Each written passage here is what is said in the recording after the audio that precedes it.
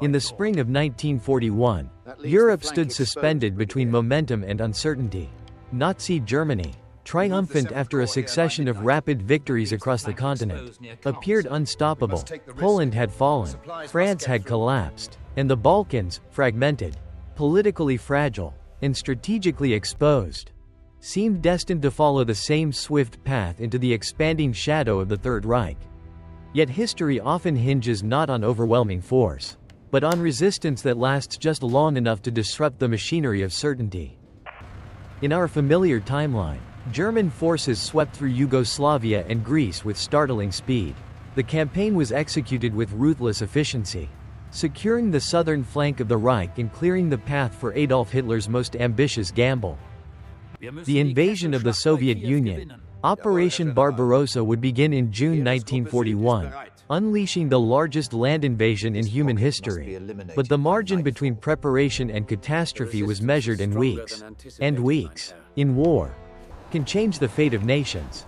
Imagine instead a Greece that did not collapse so quickly. A Greece whose exhausted but determined army, already bloodied by months of combat against Italian forces in the mountains of Albania, found the strength to hold the line just a little longer.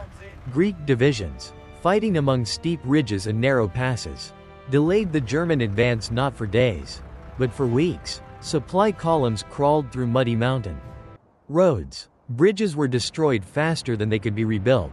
The Luftwaffe maintained pressure from above, yet the terrain itself became a stubborn ally of the defenders. The delay was not dramatic in the language of battlefield glory. There were no decisive breakthroughs, no sudden victories. Instead, the campaign slowed into a grinding, methodical struggle. German units accustomed to rapid maneuver found themselves pinned along difficult terrain where armor offered little advantage. Engineers labored constantly to repair damaged infrastructure. The clock, invisible but relentless, continued to advance. At first, the German High Command regarded the delay as an inconvenience rather than a crisis. The Wehrmacht had overcome obstacles before, and Greece seemed only a temporary complication. Yet every additional week spent in the Balkans meant a week lost in preparation for the Eastern Campaign. Rail lines had to be converted to Soviet gauge. Fuel and ammunition had to be stockpiled along a vast frontier stretching from the Baltic Sea to the Black Sea. Troops required rest, refitting, and redeployment. The German war machine was formidable, but it was not immune to logistics or time. As Greek forces continued to resist in the mountains and along fortified passes, the Balkan campaign stretched deeper into the spring. The fall of Athens, which had once been expected as a swift conclusion, arrived far later than planners in Berlin had anticipated. By the time the last organized resistance collapsed, the calendar had moved forward with quiet but dangerous inevitability. In this alternate sequence of events, the consequences rippled outward through the machinery of the Third Reich's strategic planning. Operation Barbarossa had been conceived as a lightning war, a campaign designed to destroy the Soviet Union before the onset of winter. German planners believed the Red Army would collapse within months. Speed was not merely an advantage, it was the foundation of the entire strategy. But speed requires preparation, and preparation requires time. With the Balkan campaign consuming precious weeks, the launch window for the invasion of the Soviet Union narrowed dramatically. Commanders debated whether the offensive could still begin in late summer, but concerns about supply readiness and troop movement mounted steadily. Some rail corridors were not yet operational. Fuel reserves remained incomplete. Several armored divisions were still repositioning from the south. Within the German High Command, the argument became increasingly urgent.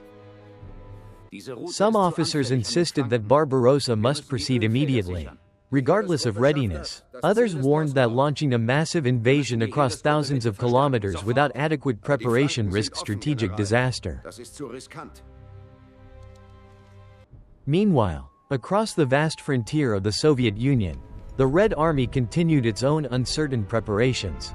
Soviet intelligence reported the growing concentration of German forces, but the timing of the attack remained unclear. Factories deep inside the Soviet interior increased production.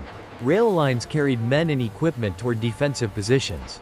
The Soviet leadership watched, waited, and calculated. The weeks passed.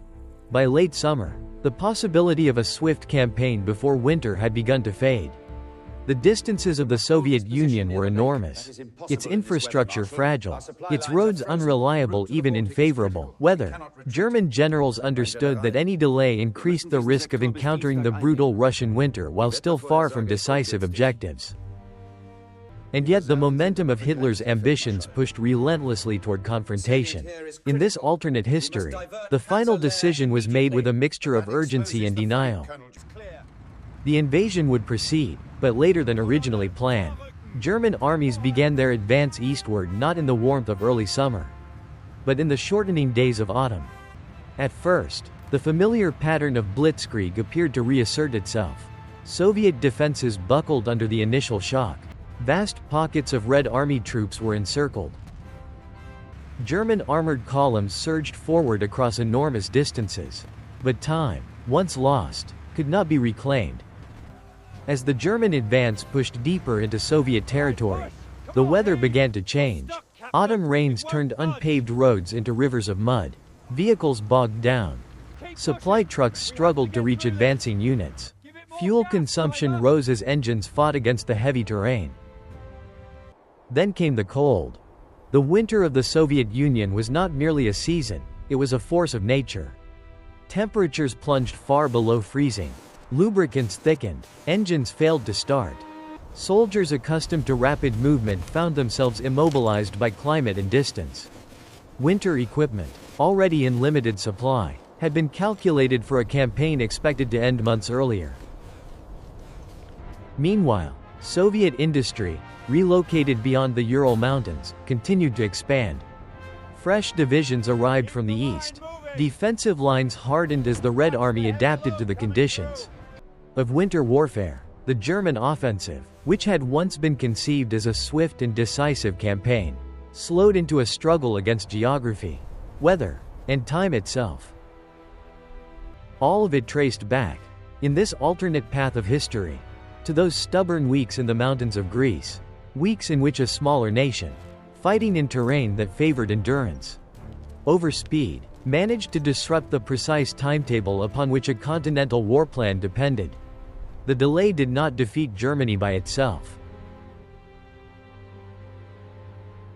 The forces involved were far larger than any single campaign. But war is a chain of consequences, and even small disruptions can echo across vast distances. Had the invasion of the Soviet Union truly begun on the edge of winter rather than the threshold of summer, the entire trajectory of the Eastern Front might have shifted dramatically. The German army would have faced the harshest conditions of the Russian climate at the very beginning of its greatest campaign, not at the moment of near victory. In the long, uncertain sweep of global conflict, such a shift might have accelerated the exhaustion of Germany's military power, strengthened Soviet resilience earlier, and reshaped the balance of the war. History often remembers great battles and towering leaders. Yet sometimes the course of events turns on something quieter. A mountain pass held a little longer. A bridge destroyed at the right moment. An army that refuses to break when defeat seems inevitable. In those narrow intervals between certainty and collapse, the fate of continents can quietly change direction.